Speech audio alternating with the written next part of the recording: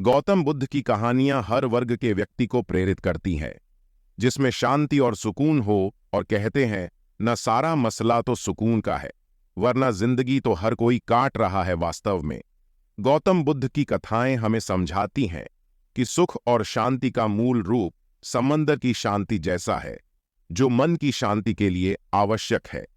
उनकी कहानियां हमें साधना और संयम की महत्वपूर्णता को सिखाती हैं, जो हमें सार्वजनिक और व्यक्तिगत स्तर पर सुख और शांति की प्राप्ति में मदद करता है। ये बात उन दिनों की है जब गौतम बुद्ध आत्मज्ञान की खोज में तपस्या कर रहे थे और उनके मन में विभिन्न प्रकार के प्रश्न उमड़ रहे थे। उन्हें प्रश्नों का उत्तर चाहिए था, लेकिन अनेक प्रयासों के बाद भी उन्हें सफलता नहीं मिली। वे आत्मज्ञान की प्राप्ति के लिए कठोर तपस्या करने लगे, अनेक कष्ट सहन किए और कई स्थानों की यात्राएं की, परंतु जो समाधान उनको चाहिए था वह उनको नहीं मिला।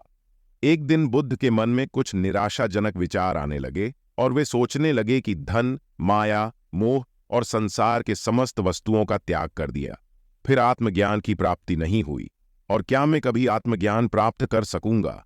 इसी प्रकार के अनेक प्रश्न गौतम बुद्ध मन में निर्माण हो रहे थे। गौतम बुद्ध को तपस्या में सफलता की कोई किरण नहीं दिखाई दे रही थी और उन्होंने अपने प्रयासों में कोई कमी नहीं छोड़ी थी। वे उदास मन से प्रश्नों पर विचार कर रहे थे। तभी उन्हें प्यास लगी और वे अपने आसन से उठकर जल पीने के लिए सरोवर के पास गए। वहां उन्होंने एक अद्भुत दृश्य देखा। वहां एक गिलहरी अपने मुंह में कुछ फल लिए सरोवर के पास आई और फल उसके मुंह से छूटकर सरोवर में गिर गया। गिलहरी ने देखा कि फल पानी की गहराई में जा रहा है। तभी गिलहरी पानी में छलांग लगा दी और उसने अपना शरीर पानी में भिगोया और बाहर आई, और बाहर आकर उसने अपने शरीर पर लगा पानी झाड़ डाल दिया और दोबारा सरोवर में कूद गई। बुद्ध देख रहे थे। गिलहरी इस बात से अनजान थी, वह लगातार अपने काम में जुटी रही। तभी बुद्ध सोचने लगे, ये कैसी गिलहरी है जो सरोवर का जल कभी नहीं सूखा सकेंगी।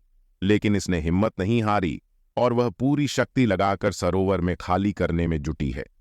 अचानक गौतम बुद्ध के मन में एक विचार का उदय हुआ। यह तो गिलहरी है, फिर भी यह अपने लक्ष्य को प्राप्त करने में जुटी हुई है, और मैं तो मनुष्य हूं, ज्ञान प्राप्त नहीं हुआ। तो मन में निराशा के भाव आने लगे। अब मैं पुनः तपस्या में जुट जाऊंगा। इस कहानी से हमें यही शिक्षा मिलती है कि हमें जीवन में कितनी भी कठिनाई आई है, हमें हिम्मत नहीं हारनी चाहिए और समय के साथ आगे बढ़ते रहना चाहिए। सफलता हम एक दिन जरूर मिलती है, बस शर्त है कि अपने कार्य को ईमानदारी और लगन से करें।